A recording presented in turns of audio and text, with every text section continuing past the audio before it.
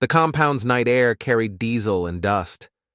I was reviewing intel when the secure line buzzed. That tone that meant home, meant something had gone wrong. Turner. I kept my voice steady. Jake, it's Sheriff Hawkins. His voice was tight. Your sister's in the ICU at Mercy General.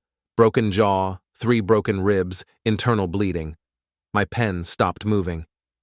Car accident? No, it was Blake, her husband. Beat her unconscious in their kitchen while Emma was at school. The words hit like incoming rounds. Where is he? Already out. His daddy's lawyers had him processed and released in 4 hours. Self-defense, they're claiming. I stood up so fast my chair hit the wall. Self-defense? Money talks louder than bruises, Jake. But there's something else. Every Friday night, Blake drinks at Murphy's Tavern on 5th Street. Same routine, same time. Owner there owes me a favor. My pulse spiked. I need emergency leave. Figured you might. How fast can you get here? 18 hours if the stars align. Jake, Hawkins said carefully, when you get here, we need to talk first. 23 hours later, I stood outside room 314. Through the window, I could see her, my little sister who used to climb trees higher than me. Now she looked like she'd been hit by a truck. Her left eye was swollen shut, purple-black spreading across her cheek. The jaw was wired, her face distorted. An IV fed into her arm. I pushed through the door. She turned her head slightly. Jake? The word came out slurred through the wired jaw. I pulled a chair close. I'm here, Katie. She tried to smile, winced instead. Emma's with Mom. Didn't see it happen? Good. Tell me what happened. Her good eye filled with tears. He came home angry. Some deal fell through, started drinking before dinner. I asked him to keep it down because Emma was doing homework. She swallowed hard. He said I was nagging, that I sounded like his mother. I waited. I went to the kitchen to start dinner. He followed me, started yelling about how I didn't support him. I said maybe he should eat something before drinking more. That's when he hit me the first time. My hands clenched. She noticed. Jake, you can't. How many times has this happened before? She looked away. Not like this. He'd push me sometimes when drunk, grab my arm too hard, but never with his fists. Why didn't you call me? Because I knew you'd do something stupid, like you're thinking of doing now. Before I could respond, Sheriff Hawkins stepped in. Older than I remembered, more gray, deeper lines. Katie, how you holding up? Been better. Hawkins looked at me. Jake, we need to talk. Outside. In the hallway, he led me away from the nurse's station. Blake's already making moves. His lawyers filed a restraining order this morning, claiming Katie's a threat to him. They're spinning a story about her being unstable, violent. That's insane. Money makes insane look reasonable. The Hendersons own half the businesses in town. Blake's daddy sits on the hospital board, school board, has 3 city councilmen in his pocket. My jaw tightened. What about evidence? We'll help, but won't stick. Not against their legal team. He glanced toward Katie's room. Blake's been bragging around town about how he put Katie in her place. Some folks at Murphy's heard him last Friday night. Witnesses? Who won't testify? Everyone either works for the Hendersons or owes them money, except Patrick Murphy. And he owes me something bigger than money. I studied his face. What kind of favor? The kind that keeps a man out of federal prison. Murphy's Tavern has problems with their security cameras. They malfunction sometimes, especially late at night after closing, usually around the time Blake gets too drunk to drive home. The implication hit me. You're talking about... I'm not talking about anything. I'm telling you facts. Blake drinks every Friday. Same pattern, same time. Murphy's cameras have been acting up, and Blake's never learned when to shut his mouth. Why? His expression darkened. Because I've got a daughter, too. And some things matter more than politics and paychecks. He handed me a business card. Murphy's Tavern, 5th and Main. Friday nights, Blake shows up around 9, leaves when they close at 2. He started walking away, then turned back. Jake? Whatever happens, happens after I go off duty at midnight. And I take the long way home on Friday nights. Sometimes takes me an hour. Friday morning, I drove through downtown for the first time in 2 years. Murphy's Tavern sat on 5th Street like a brown brick afterthought. In daylight, it looked harmless, just another small-town bar. Patrick Murphy looked exactly like Central Casting would order for an Irish pub owner, thick gray mustache, forearms like tree trunks. He glanced up when I walked in. "You'd be Hawkins' friend." "Jake Turner. Heard about your sister." "Sorry, business. Also heard you might be stopping by." I looked around. Long bar, 20 stools, tables scattered across the main floor, booths against the far wall, 2 pool tables in back. "Hawkins mentioned you might have information about Blake Henderson." Murphy set down his towel. "Depends what kind of information you're looking for." "The kind that might help my sister get justice." "Justice. Funny thing about justice around here. Seems to have a sliding scale based on your bank account." I waited. Blake Henderson comes in every Friday night, usually around 9. Brings his crew, couple guys from his daddy's construction company. They take that corner booth. He nodded toward the back. "Blake likes to hold court, tell stories, buy rounds when he's feeling generous." "What kind of stories?" Murphy's expression hardened. "The kind that make decent people want to reach for a baseball bat." Talks about keeping his wife in line, about how women don't know their place. Last Friday, he was going on about how he had to educate Katie about respect. His buddies laughed like it was the funniest thing they'd ever heard. My hands clenched. Murphy noticed. "You got that look, son.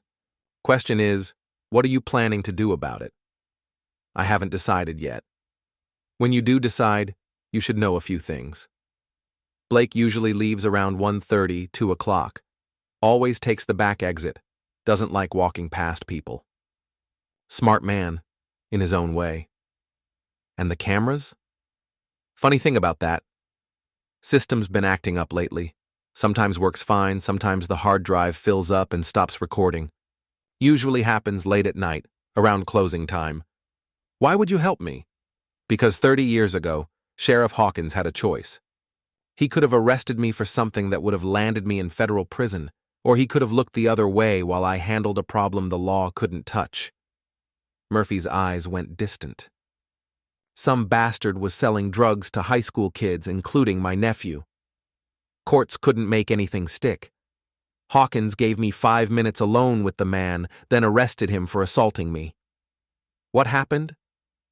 Drug dealer decided to relocate. Permanently.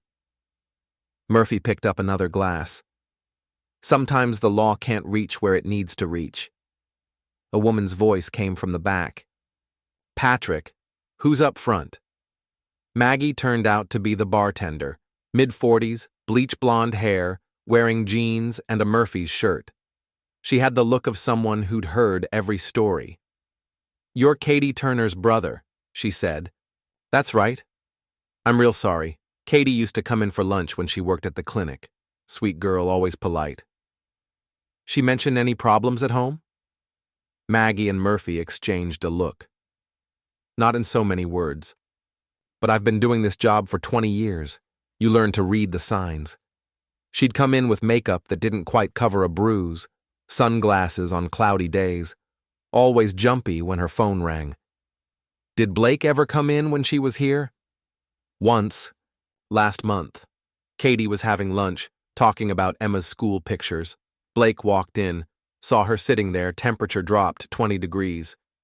He put his hand on her shoulder, looked casual, but I could see his knuckles go white. Told her she should be home taking care of the house instead of wasting money on lunch. What did Katie do? Apologized, paid her check and left without finishing her sandwich. That's when I knew it was bad. Good women don't apologize for eating lunch unless someone's taught them they should. Murphy cleared his throat. Blake's got a pattern on Friday nights. Starts out charming, buying drinks. But the more he drinks, the meaner he gets. Usually starts with comments about women at other tables. Then he gets handsy with waitresses. By closing time, he's looking for a fight. Anyone ever take him up on it? Few times. Never ends well. Blake knows how to handle himself, and his daddy's got enough pull to make problems disappear. But here's the thing about Blake. He's arrogant. Thinks he's untouchable. When he gets drunk, he runs his mouth about things he should keep quiet. I felt something cold settle in my chest. What kind of things? Let's just say your sister wasn't the first woman Blake had to educate. There have been others over the years. Some moved away, some got quiet. But they remember. The pieces were falling into place, not fully formed yet, but taking shape. One more question. Friday night, after closing, who's usually the last to leave? Depends. Sometimes just me and Maggie cleaning up.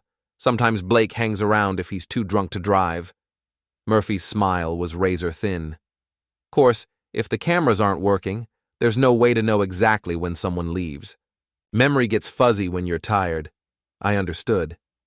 And Hawkins takes the long way home. Hour, sometimes hour and a half. Man likes to make sure the town's quiet. Murphy extended his hand. Good luck, son, whatever you decide to do. Friday evening came with the kind of autumn chill that makes you want to stay inside. But I was already parked across the street from Murphy's Tavern by 8 o'clock. The bar's neon signs cast red and blue shadows on the sidewalk, and I could see people moving around inside through the front windows. I'd spent the day preparing. Visited Katie again. She was healing, but slowly. The swelling had gone down enough for her to talk more clearly, and what she told me made my resolve harder than concrete. This wasn't the first time Blake had hurt her. It was just the first time he'd done it where people could see the evidence. At 9:15, a black Ford F-150 pulled up in front of the bar. Blake Henderson climbed out of the driver's side, and I got my first look at my brother-in-law in person. He was bigger than I'd expected, maybe 6'2", solid build, the kind of size that came from construction work rather than a gym. Dark hair, clean-shaven, wearing jeans and a flannel shirt that probably cost more than most people made in a week. Everything about him screamed money and confidence. 2 other men got out with him, one short and stocky with thinning hair, the other tall and lean with arms covered in tattoos. They moved like Blake's personal entourage, laughing at something he'd said, following him toward the bar entrance. I waited 5 minutes, then walked across the street. Murphy's Tavern on a Friday night was exactly what you'd expect. Crowded, loud, thick with cigarette smoke and the smell of fried food. A local country band was setting up near the back, and the jukebox was playing something with too much bass. I found an empty stool at the far end of the bar where I could watch Blake's booth without being obvious about it. Maggie was working behind the bar, moving efficiently between customers. She spotted me, nodded slightly, and brought over a beer without being asked. Busy night, I said. Friday always is. She didn't look toward Blake's booth, but I could see the tension in her shoulders. Some nights busier than others. Blake was holding court exactly like Murphy had described. His voice carried over the general noise, not shouting, but loud enough to make sure people heard him. He was telling some story about a construction job, something about lazy workers and incompetent supervisors. His 2 companions laughed on cue, and I noticed other people at nearby tables glancing over with expressions ranging from annoyance to disgust. I nursed my beer and watched. Tried to see him the way Katie must have, the man she'd fallen in love with, married, trusted with her life and her daughter's life. But all I could see was a predator who'd learned to disguise himself as a human being. Around 10:30, Blake got up to use the bathroom. His path took him right past my end of the bar. As he walked by, he glanced at me, just a casual look, the way you'd check out any stranger in a familiar place. But something in my expression must have caught his attention because he slowed down, looked at me more carefully. "Do I know you?" he asked. I turned on my stool to face him. "You should." I'm Jake Turner. The name hit him like a slap. His casual expression shifted, became wary, calculating. Katie's brother. That's right. He studied my face, probably noting the same features I shared with my sister. Heard you were overseas. Not anymore. Blake's demeanor changed subtly. The easy confidence remained, but underneath I could see him evaluating me, trying to decide if I was a threat or just another problem to be managed. Katie tell you her version of what happened? He asked. She told me the truth. The truth. Blake smiled, but it didn't reach his eyes. Truth is, your sister's got problems, Jake. Anger issues.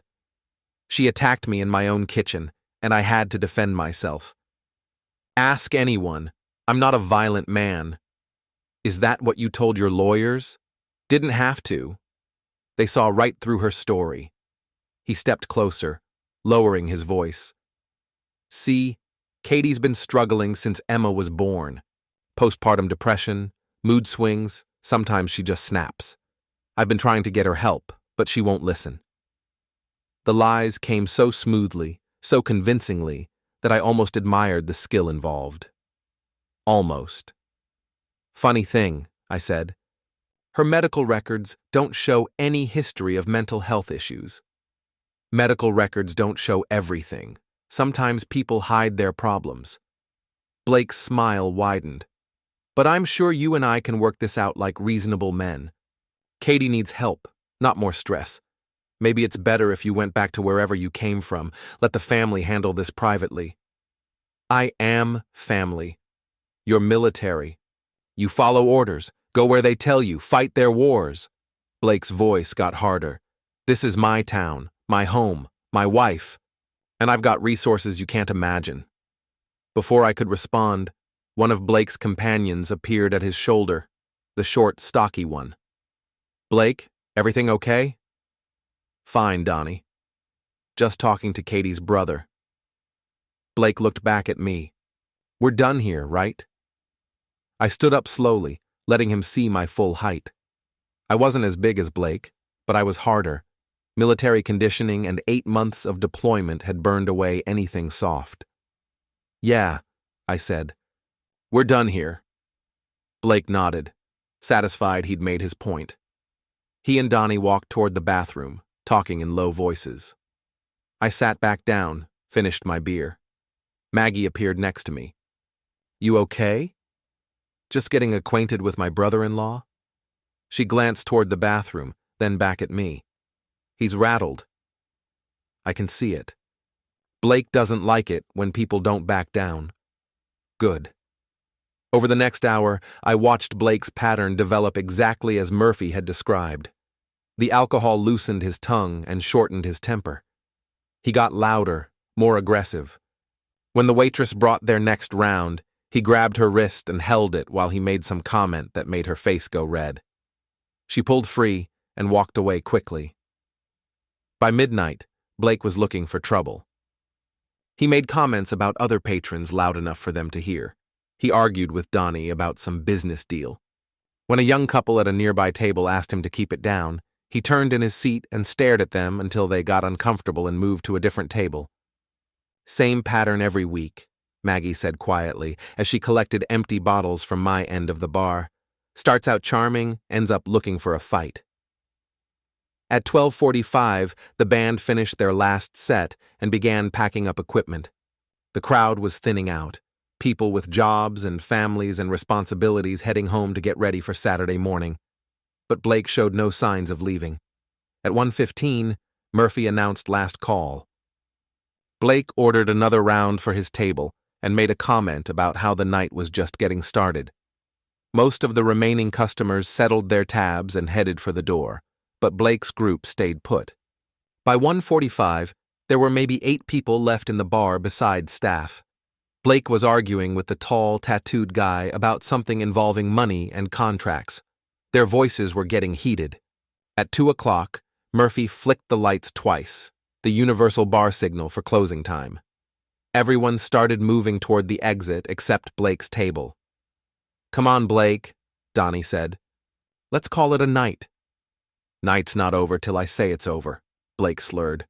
But he was reaching for his wallet, counting bills with the careful precision of someone trying not to appear drunk.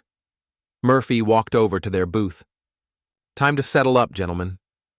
Blake looked up at him with bleary, aggressive eyes. You rushing us, Murphy? Bar's closed. Time to go. Maybe I don't feel like going. Blake's voice carried that dangerous edge I'd heard earlier. Maybe I feel like having another drink. Murphy's expression didn't change. Bar's closed, he repeated. For a moment, I thought Blake might escalate. His jaw tightened and his hands clenched into fists. But Donnie grabbed his arm. Come on, man. I'll drive. Blake shrugged him off but stood up. He threw 2 20s on the table. Probably not enough for their tab, but more than Murphy would risk arguing about. The 3 men headed for the back exit, Blake walking with the careful, deliberate steps of someone trying not to stumble. I heard the back door open and close, then the sound of truck engines starting in the parking lot. Murphy locked the front door, flipped the sign to closed. The only people left were me, Murphy, Maggie, and a busboy cleaning tables. Well, Murphy said, that was interesting. Maggie was counting the till, but she looked up. Blake seemed more aggressive than usual tonight. Wonder what's got him wound up. I knew what had him wound up. My presence had rattled him, made him feel like he was losing control. That was exactly what I'd hoped for. You sticking around? Murphy asked me. I checked my watch, 2:20 a.m. For a while. Murphy nodded. He walked over to the security camera system behind the bar, studied the display for a moment, then pressed a few buttons. The red recording light went dark. Damn thing's acting up again, he said to no one in particular. Looks like it stopped recording around 2 o'clock. Probably won't start working again until morning. Saturday morning, I drove to the sheriff's office for a follow-up on Katie's case. The building was quiet, just weekend skeleton crew and the kind of lazy atmosphere that comes with small-town Saturdays. Hawkins was at his desk, reading through paperwork, with the look of a man who'd rather be anywhere else. Jake. How'd last night go? I sat down across from his desk. Educational. Learn anything useful? Blake's exactly what I expected. Arrogant, entitled, thinks he owns the world. I leaned forward. But there's something else. He's scared. Hawkins set down his papers. Scared of what? Of losing control. His whole life is built on intimidation and money. Take away either one, and he's just another bully in expensive clothes. Well, he's about to get more scared. Hawkins opened a file folder, pulled out several documents. Blake's lawyers are moving fast. They filed a motion yesterday to have Katie's medical records sealed, claiming they contain sensitive personal information that could be misused. I felt my jaw tighten. They're trying to bury the evidence. Gets worse. They're also pushing for an expedited hearing on the restraining order. Want to make it permanent? Expand it to include you. He handed me one of the documents, claiming you're a potentially dangerous individual with specialized military training who poses a threat to their client. I scanned the legal language, feeling my anger build with each line. They're trying to make me the villain. Standard playbook for expensive lawyers. Control the narrative, make the victim look unstable, paint anyone supporting her as dangerous. Hawkins leaned back in his chair. Question is, what are you going to do about it? Before I could answer, the office door opened. Deputy Collins walked in, young guy, maybe 25, with the eager expression of someone who still thought the badge meant something. Sheriff, we've got a problem. Blake Henderson's in the parking lot with his lawyer, demanding to file harassment charges. Hawkins and I exchanged looks. Against who? Jake Turner. Says Turner threatened him at Murphy's last night, made menacing statements about his family. I started to stand up, but Hawkins gestured for me to stay seated. Tell Mr. Henderson, I'll be right out. Collins nodded and left. Hawkins looked at me with tired eyes. Jake, please tell me you didn't threaten him. I told him I was Katie's brother. That's it. And he's spinning that into harassment. Hawkins stood up, straightened his uniform. Stay here. Let me handle this. Through the office window, I could see Blake standing next to a silver Mercedes sedan, talking animatedly to a man in an expensive suit. The lawyer looked exactly like central casting would order. Silver hair, confident posture, the kind of face that charges $500 an hour. Hawkins walked outside. I couldn't hear the conversation, but I could read body language. Blake was agitated, gesturing toward the building. The lawyer remained calm, occasionally nodding or asking questions. Hawkins listened patiently, his expression neutral. After about 10 minutes, Blake and the lawyer got back in the Mercedes and drove away. Hawkins returned to the office looking like he'd aged 5 years. Well? Blake claims you threatened him and his family, said you were going to make him pay for what happened to Katie. Hawkins sat down heavily. His lawyer wants to file charges, get you arrested, put you in jail until your hearing. And I told them I'd need to see some evidence. Witness statements, recordings, something more than Blake's word. Hawkins smiled grimly. Funny thing, nobody at Murphy's seems to remember hearing you threaten anyone. Murphy says you had 1 beer, minded your own business, left around closing time. I felt some of the tension leave my shoulders. Good people. People who don't like bullies. Hawkins pulled out another file. But Jake, this is just the beginning. Blake's lawyer is Thomas Ashford, best criminal defense attorney in 3 counties. Man who got a city councilman acquitted of vehicular manslaughter because the victim was jaywalking. How much does someone like that cost?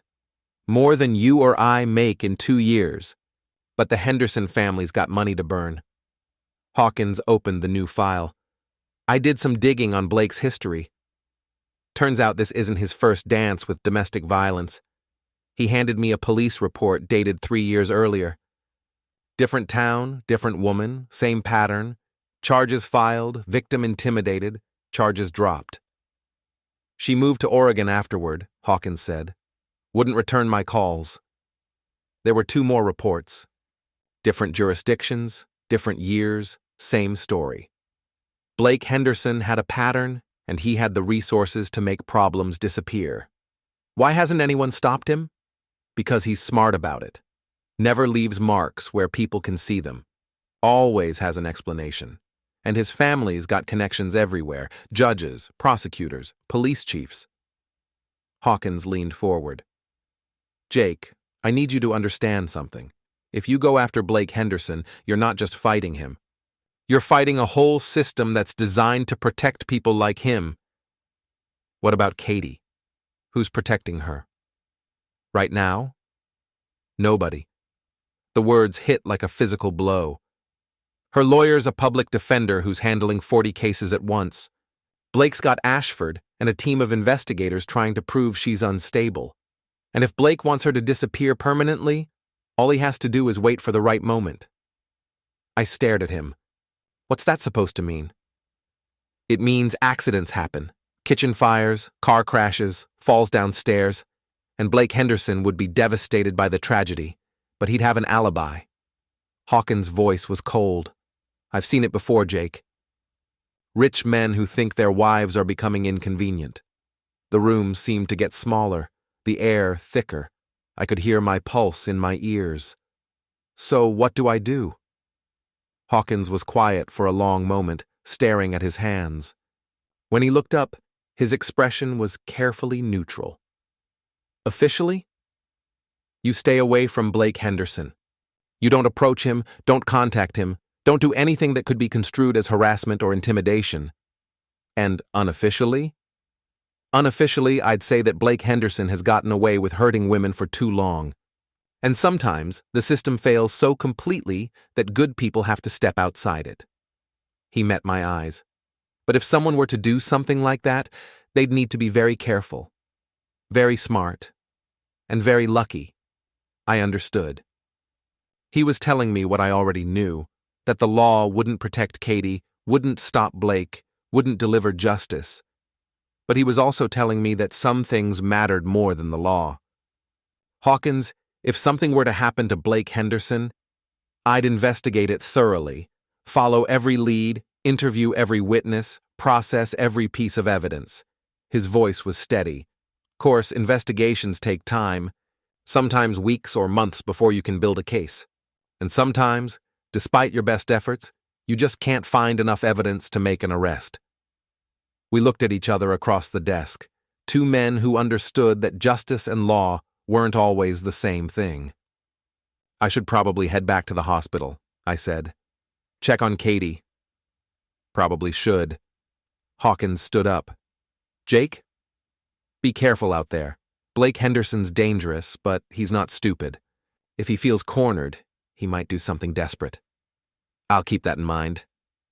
As I reached the door, Hawkins called my name. Yeah? Friday nights, I usually take a long drive after my shift ends. Sometimes I don't get home until 3 or 4 in the morning. He smiled slightly. Good time to think. Clear your head. Plan things out. Saturday afternoon, I returned to Murphy's. Murphy was behind the bar doing inventory. Heard you had some excitement at the sheriff's office. Blake's lawyer wants me arrested for harassment. Word is, there's not enough evidence. Murphy smiled. Funny how memory works. I looked around, picturing Friday night. Crowded, loud, full of witnesses who might not remember what they saw. Mind if I ask why you're risking this? Blake's got money, connections. If this goes wrong, he could destroy your business. Murphy set down his clipboard. I ever tell you about my daughter? Colleen. When she was 16, she dated this boy. Rich kid, football captain. Seemed perfect at first. He paused, started noticing changes. Colleen got quiet, stopped seeing friends, always wore long sleeves even in summer, made excuses not to go places. The boyfriend was hitting her.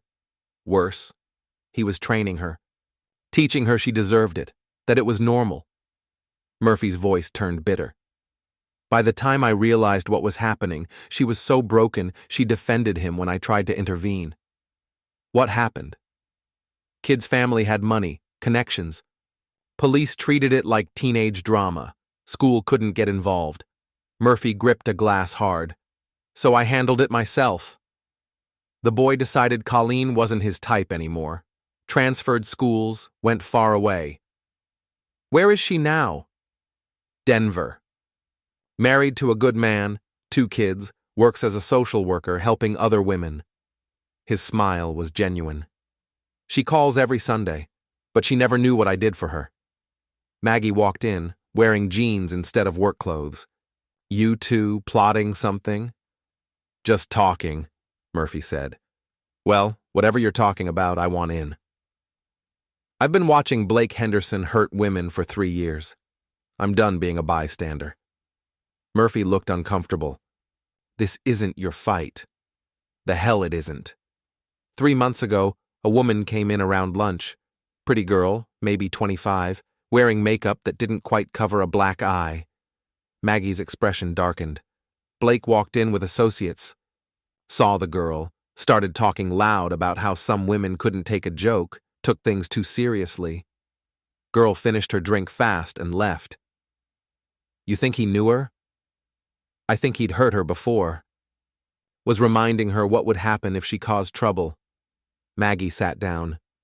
That girl was terrified, same way Katie looked the last time she was here. We spent the next 2 hours planning. Murphy drew the bar layout on a napkin, showing sight lines, exits, camera positions. Maggie filled in Blake's Friday routine, when he arrived, where he sat, how much he drank, when he left. He always uses the back exit, she confirmed. Parking lot's not well lit. Gives him privacy for arguments or threats. Security cameras back there? One, but it's old and the angle's bad. Mostly shows the dumpster. Murphy tapped the napkin. Been meaning to upgrade, but always something else needs money first. We talked through contingencies, timing, complications. Blake sometimes brought different people. Business associates, friends, occasionally his brother who was worse than Blake. Main thing is, you need to be smart, Maggie said. Blake's not just some drunk. He's calculating, manipulative. If he feels threatened, he'll try to make you look like the aggressor. And you need to be ready for what comes after, Maggie added quietly. Blake's family is going to come after you with everything they've got. I'd been thinking about that too. But that was a problem for later. One thing at a time, I said. As the afternoon wore on, I felt the plan solidifying. Friday night, Blake would come to Murphy's like every week. He'd drink, brag, make threats. But this time, someone would be waiting. This time, Blake Henderson would face consequences. Friday night, I arrived at Murphy's at 8:30. Blake arrived at 9:20. Same F-150, same entourage. They took their usual booth, Blake immediately holding court. Tonight, he was more agitated. Around 10 o'clock, his phone rang. What do you mean she's being released Monday? His voice rose. I thought you said she'd be in there for at least another week. He was talking about Katie. My pulse quickened. Well, make sure the restraining order's in place. And what about the brother? Blake paced. I don't care if you can't find witnesses. Find some. I want that psycho locked up. When he hung up, he was visibly shaken. Katie's getting out Monday, and her psycho brother's still in town. Blake's eyes swept the room and landed on me. He walked toward my end of the bar, took the stool next to mine. Jake Turner, Blake Henderson. I own this town, he said, leaning closer. The mayor, the bank president, half the city council. And you're just some broken-down soldier with anger issues. Is that what you think? I had you investigated.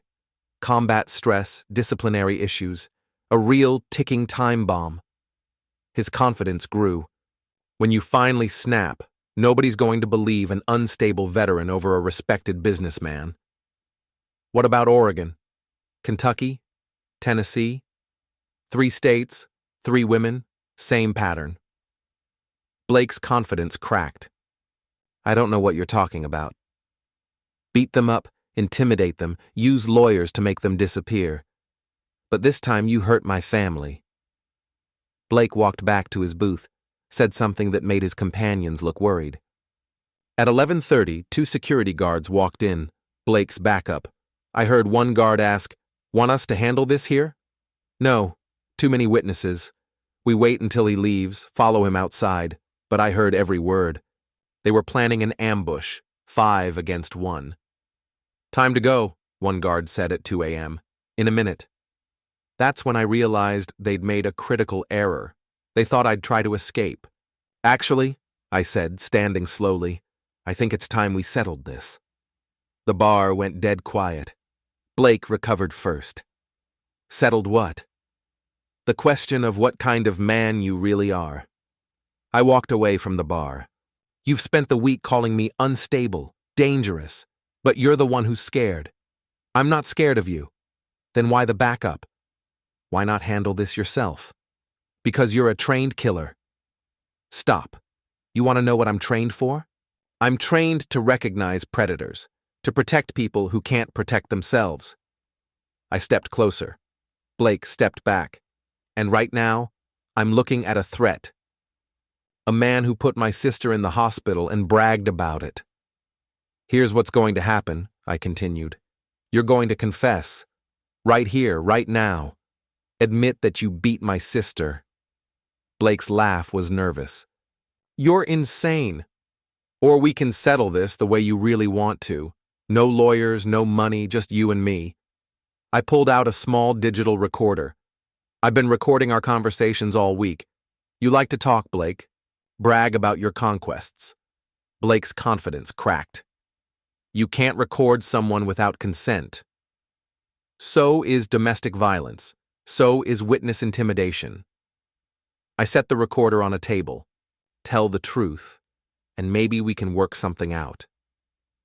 And if I don't? I smiled, and both security guards took a step back. Blake looked at the guards. Do something. The older guard shook his head. We were hired for protection, not assault. This looks personal. Blake was alone, exposed, just like Katie had been. For a moment I thought he might confess. Instead, he did what predators do when cornered. He attacked. Blake's lunge was clumsy, fueled by desperation and alcohol. He swung wide, a haymaker that might have been devastating if it connected. It didn't. I stepped inside, caught his wrist, drove my knee into his solar plexus. Blake doubled over. I swept his legs and put him on the floor. 3 seconds. Blake struggled up, face twisted with rage. He came again, this time with more control. For 30 seconds we exchanged blows. Blake was tougher than expected, but he fought angry, sloppy, while I stayed calm, controlled, precise. The end came when Blake overcommitted to a wild swing. I ducked under it, came up with an uppercut that snapped his head back, followed by a cross that put him down hard. This time, he stayed down. Blake was conscious but hurt, blood from his nose, one eye swelling. Had enough? This isn't over. Yes, it is. I knelt beside him. You're going to leave town. Tonight. Withdraw the restraining order, drop any charges, never contact my sister again. You can't make me. I just did. I helped him sit up, not gently. No lawyers, no money, no influence. Just the truth of what we really are. I pulled out a business card with my phone number.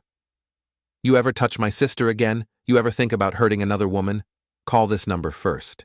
Because the beating you just took will seem gentle compared to what happens next time. I dropped the card beside him. Donnie and the tattooed guy helped Blake to his feet. The security guards had already left. This isn't legal, Blake said. Assault? Battery? Prove it. I gestured around the empty bar. You see any witnesses to assault? All I see is a drunk who started a fight and lost. Murphy spoke up. That's what I saw. Customer got belligerent, took a swing, got what he deserved. Blake looked at them with disbelief, then back at me. For the first time, he understood how powerless he was. No hospital, Blake said as his friends supported him. No police, nothing official. Because any official record would lead to questions he couldn't answer. They shuffled toward the exit. At the door, Blake turned back. This isn't over. Yes, I said calmly. It is. I drove straight to the hospital. Katie was awake when I knocked on her door, sitting up in bed looking more alert than I'd seen her since the attack. Jake, what are you doing here so late? I sat down carefully. My knuckles were scraped, my shirt wrinkled. I needed to see you. She studied my face. What happened? It's over, Katie. Blake won't hurt you anymore. Her expression shifted to alarm. What did you do? What needed to be done? Before she could respond, Sheriff Hawkins stepped in, still wearing his uniform, despite the late hour. Jake. Katie. He nodded. Interesting night? Got a call about a disturbance at Murphy's Tavern? Bar fight, apparently. Katie looked between us, sensing undercurrents. Blake Henderson showed up at the ER about an hour ago, Hawkins continued. Broken nose, possible concussion, claims he fell downstairs. He smiled slightly. Funny thing, Blake's house doesn't have any stairs. People fall down all kinds of things when they're drunk, I said. True. But here's what got my attention. Blake specifically requested no police report be filed. Most folks who get beaten up want justice. Hawkins closed his notebook. Makes a man wonder what Blake Henderson might be hiding. Katie stared at me, understanding finally clicking. Oh God, Jake. What have you done? What needed to be done? Blake's been talking about leaving town, Hawkins said. New business opportunities in another state. Might be good for everyone. He moved toward the door. Katie, you're safe now. Whatever happened tonight, it's over. After he left, Katie and I sat in silence. He's really going to leave? She asked. Yes. She leaned back, and for the first time I saw something new in her expression. Relief. I was so scared, she whispered. Not just of him, but of what would happen after.